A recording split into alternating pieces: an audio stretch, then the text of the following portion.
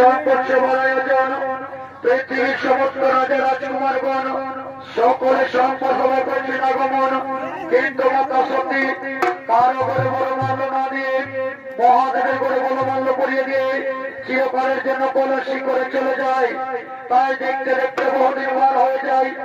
এত নির্ভর মাতা সতীর মন বড় চঞ্চল, মাতৃদর্শনে যাওয়ার জন্য মন তার বড় ব্যাকুল। তাই দিকে কৈলাসী করে হচ্ছেন পার্বতী নদীতে মহাদেব, সঙ্গে মাতা সতী ও দেবশ্রী নারদ।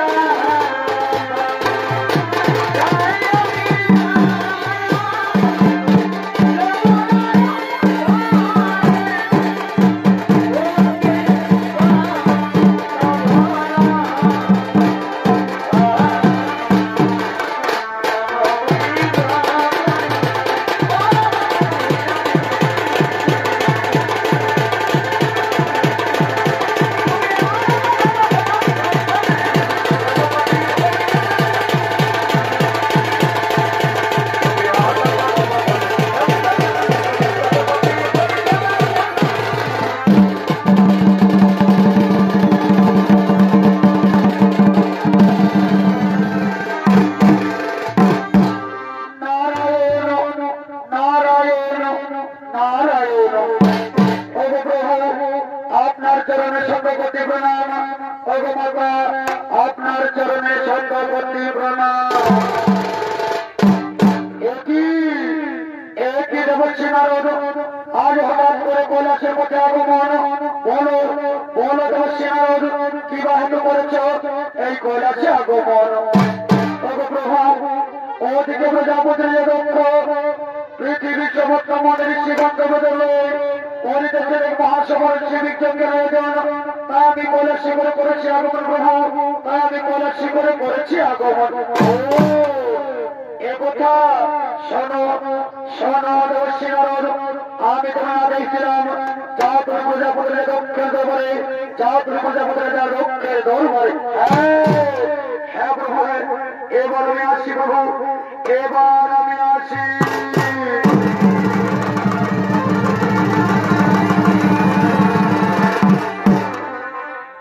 স্বামী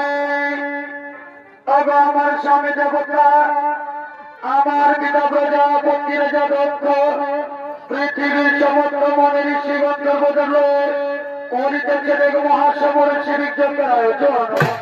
অবস্বামী আপনি যদি একবার আমার অনুমতি দেন তাহলে পবিত্রাগ্রের দিকে ঘুরে আসি স্বামী, আমি একবার মাতৃদর্শন করে ঘুরে আসি। না না সত্যি না, এ কেমন করে সম্ভব হবে স্বামী? আমাদের বিনা আমন্ত্রণে তুমি কেমন করে তোমার বিদ্রাগৃহে যাবে? না সত্যি না, এ তোমার বিদ্রাগৃহে যাওয়া উচিত হবে না। তবে আমার স্বামী দেবতা, আমি তোমার কোন কথাই শুনবো না। আমি মাতৃদর্শনে যেতে চাই। আমি আমার মায়ের চরণ বন্দনা করে পুনরায় কৈলাস শিখরে ফিরে আসবো। আপনি আমায় অনুমতি দেন স্বামী, আপনি আমায় অনুমতি দেন। শোনো শোনো সত্যি শোনো, আমি তোমার বিদ্রাগৃহে যেতে দিতে পারি সত্যি, কিন্তু একটি কথা সর্বদা রাখিও স্মরণ, সেখানে যদি হয় তোমার অপমান তাহলে বলো সত্যি বলো, ওই অপমানের মুখ নিয়ে আমার কৈলাসে কোনদিনও ফিরে আসবে না সত্যি। ওই অপমানের মুখ নিয়ে আমার কৈলাসে কোনদিনও ফিরে আসবে না। ওগো স্বামী তুমি কেমন করে কথা বললে? আমার বিদ্রাগৃহে হবে আমার অপমান। ওগো স্বামী সে যে আমার বিদ্রাগৃহ, সে যে আমার জন্মভূমি, সেখানে আমার কোন অপমান হবে না। আমি আমার মাতৃদর্শনে যাব, মায়ের চরণ বন্দনা করে পুনরায় কৈলাস শিখরে ফিরে আসব। আপনি আমার জন্য অপেক্ষা করো স্বামী, আপনি আমার জন্য অপেক্ষা করো। হ্যাঁ হ্যাঁ সত্যি, হ্যাঁ তোমার মুখের কথা যেন সত্যি হয়ে যায় সত্যি। তুমি যেমন ভাবে তোমার বিদ্রাগৃহে যাবে ঠিক তেমন ভাবে আমার কৈলাস শিখরে ফিরে আসবে। আমি তোমার জন্য অপেক্ষা করবো সত্যি, আমি তোমার জন্যই অপেক্ষা করবো। দাঁড়াও দাঁড়াও সত্যি দাঁড়াও, আমি আমার পরম ভক্ত মাতৃ ভেঙ্গিকে ডেকে দিই, যে তোমার সবসময় থাকিবে সম্মুখে। কোথায় কোথায় ওরে নন্দী?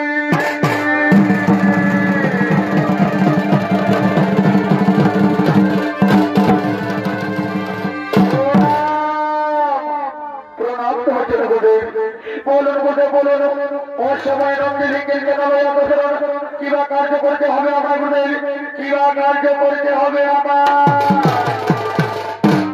শোনো শোনো রে বাবা নন্দী ভিন্ডি, আজ তোমাদের গৌরার মনে বড় ইচ্ছে লেগেছে, সে নাকি বিদ্রোহে যাবে।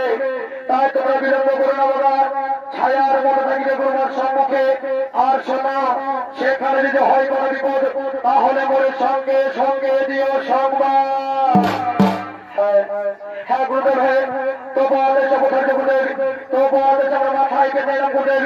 এবার আপনি আমাদের হাসি মুখে বিদায় দিন গুরুদেব, এবার হাসি মুখে বিদায় দিন।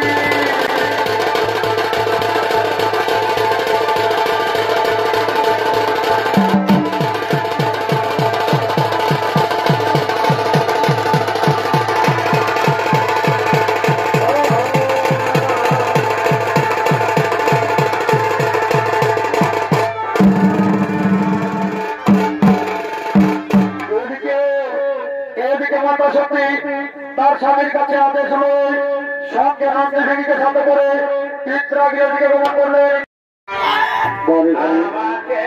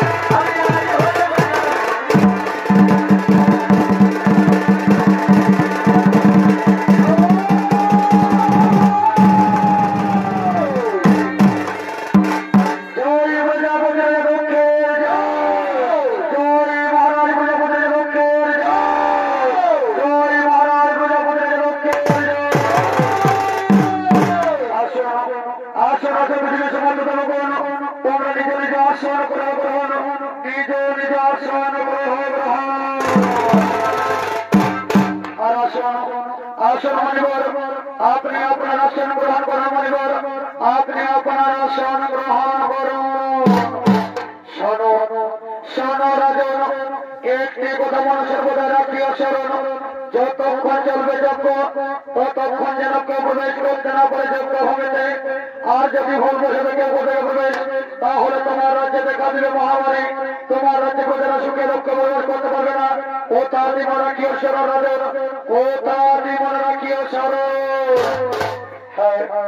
হ্যাঁ মনিবর, তবু আদেশ আমি অক্ষরে অক্ষরে করিব বলেন। এবার আপনি আসছেন গ্রহণ করবেন মনিবর, আর আপনি আমার যোগ্য সুসম্পন্ন করিবার বলুন, আপনি আমার যোগ্য সুসম্পন্ন করুন। হ্যাঁ রাজন, আর বিলম্বে নাহি প্রজান রাজন, আর বিলম্বে নাহি প্রজান। এই মুহূর্তে আমি আপনার যোগ্য করলাম সুসম্পন্ন, এই মুহূর্তে যোগ্য করলাম সুসম্পন্ন।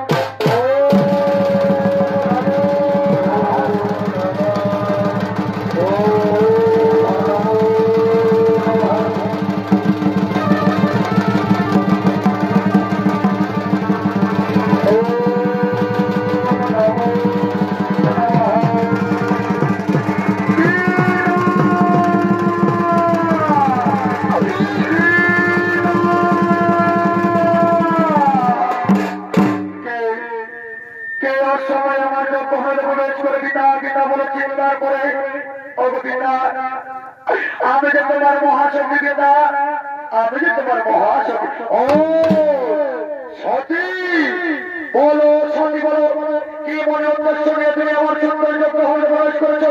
আমি তোমায় আমন্ত্রণ করি সতী, আমি তোমায় আমন্ত্রণ করিনি। ও পিতা বলো মা পিতা বলো, এত সুন্দর যজ্ঞভূমি যেখানে পৃথিবীর সমস্ত মনীষী গন্ধর্বগণ সকলে করেছে আগমন, সেখানে তুমি আমাদের একটিবার জন্য কেন করনি আমন্ত্রণ পিতা? সেখানে তুমি আমাদের কেন একটিবার জন্য করনি আমন্ত্রণ? ও তুমি কি শিবের কথা বলছো সখী? তুমি কি শিবের কথা বলছো? তুমি কি জানো না সত্যি জানো না যে শিব কলাসে ভোটকান্দন খেয়ে বেড়ায়, যে প্রতিদিন চারগ্ন হয়ে থাকে কলাসি করে, তাকে আমি জামাই বসিকার করে শুনি, আর কোনো জামাই বসিকার করবো না। না না না তুমি আমার স্বামীর এমন ভাবে অপমান করো না পিতা। আজ তুমি যারা নিরপরাধ ভাবে অপমান করলে, সে যে আমার ইহকাল পুরকালের দেবতা, সে যে আমার ভগবান, তাহলে তুমি বিনা অপরাধে অপমান করো না পিতা। তাহলে তুমি অপমান করো না। সতী যাও, সতী যাও, তুমি আমার সুন্দর যোগ্য ভূমি থেকে এক্ষুনি বেরিয়ে যাও। আর যখন চায় না দাও, তাহলে আমি ঘাড় ধাক্কা দিয়ে আমার যোগ্য ভূমি বের করবো। সতী ঘাড় ধাক্কা দিয়ে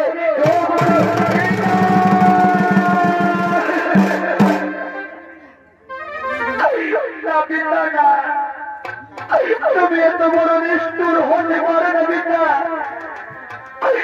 পিতা, আমি তোমার যোগ্য ভূমি থেকে এক্ষুনি চলে যাবো, কিন্তু যাওয়ার পূর্বে তুমি আমার একটি বাড়ির জন্য মায়ের জন্য যেতে দাও পিতা। আমি আমার মায়ের জন্য বন্দনা করে আমি পুনরায় আমার স্বামী দেবতার কাছে ফিরে যাবো পিতা। তুমি আমার একটি বাড়ির জন্য মায়ের জন্য যেতে দাও পিতা। তুমি আমার মায়ের চরণে যেতে দাও। সতী, তুমি কেমন করে ভাবলে সতী আজ আমি তোমার মায়ের জন্য যেতে দেবো? তুমি কি সেই সম্পর্ক সভার কথা ভুলে গেছো? যেদিন বোঝাবো আমার সম্পর্ক পৃথিবীর সমস্ত আমার দিকে লাগিয়ে ধিক্কার করে বলছিল, ওই দিন রাজা বোঝাল প্রতি রাজা লক্ষ্য যার কন্যার সম্পর্ক বাদে তার উপরে বড় মামলা না দিয়ে তার কন্যা দিয়ে আমি মহাদের উপরে বড় মামলা দিয়েছিল। সেদিনের কথা আমি এখনো বলতে শুনি। যাও যাও যাও, তুমি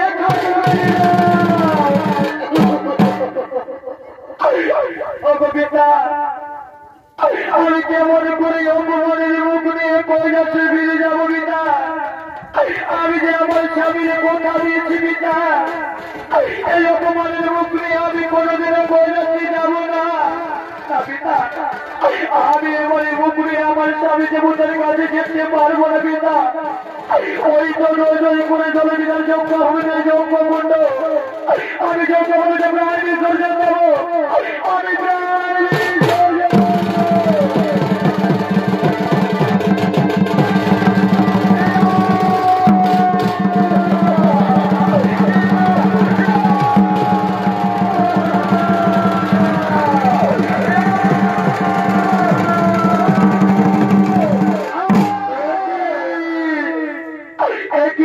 দেখতে হলো রে ভাই। আমাদের সত্যি প্রাণ বিসর্জন করেছে যোগ্য ভূমিতে। ও তাই করে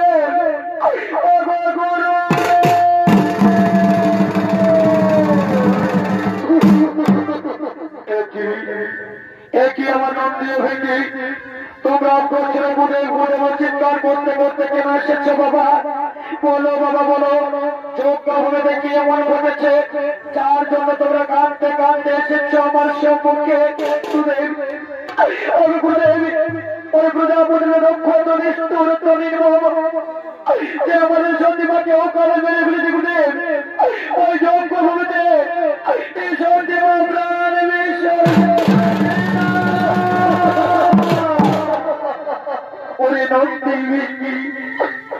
তোমরা আমায় কি কথা শোনালে বাবা?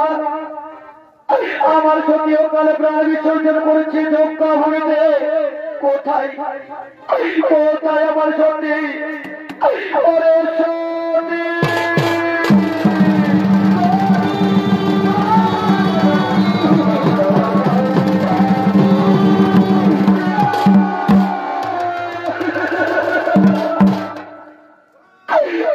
সত্যি না, তুমি এই কাজ করতে পারো না সত্যি। তুমি কিছুতেই আমার ছেড়ে চলে যেতে পারো না। ওই সত্যি তুমি বিনা যে আমি পাগল হয়ে যাবো রে সত্যি। তুমি বিনা যে আমি পাগল হয়ে যাবো। সময় আমার যোগ্য বলে সত্যি সত্যি চিৎকার করো, বলো বলো তোমার সত্যিকার পরিচয়, তাহলে আমার হাতের প্রবল যে আমি তোমার বন্ধ করিব। ওরে অহংকারের লক্ষ্য আজ অহংকারে বসি মনে হয়ে নিজ হত্যা বলে হত্যা, কিন্তু ওরে লক্ষ্য আমি তো ভুবনে বেঁচে থাকতে দেবো না রে। কোথায়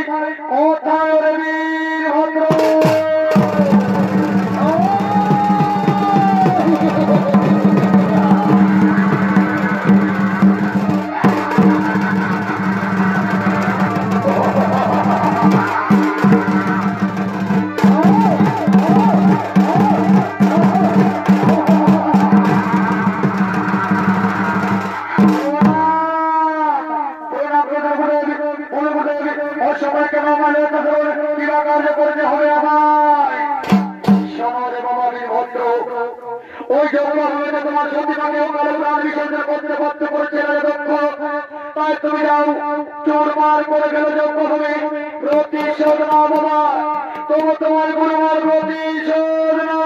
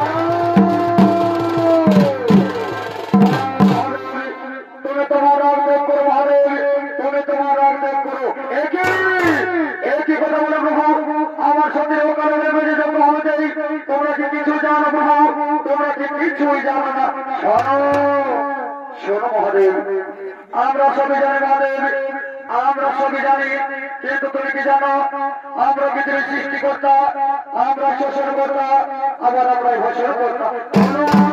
বলো মহাদেব, আমরা যদি বিপদে চুরমার, তাহলে কেমন করে পৃথিবীতে বাঁচবে সংসার মহাদেব, কেমন করে পৃথিবীতে বাঁচবে সংসার?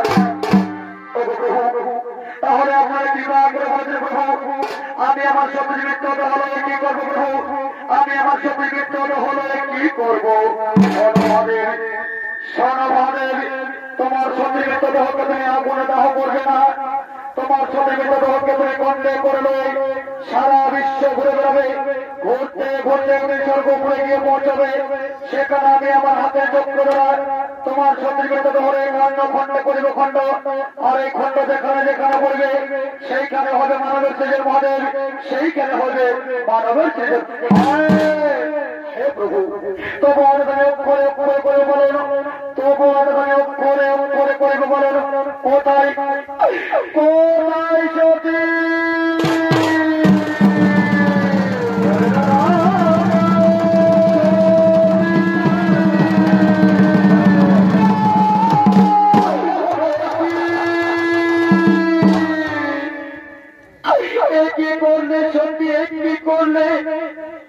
আজ তুমি শস্যাগুলো পৃথিবীতে আমার চিরকালের জন্য একা ফিরে চলে গেলে রে সতী, তুমি ছাড়া যে আমার কৈলাস শূন্য রে সতী, তুমি ছাড়া যে আমার কৈলাস শূন্য।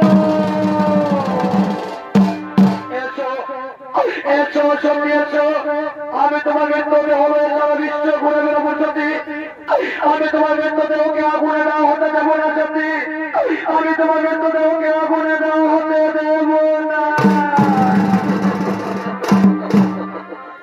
হাই রে বিধি কি করিবে, হেমা হেমা দিলে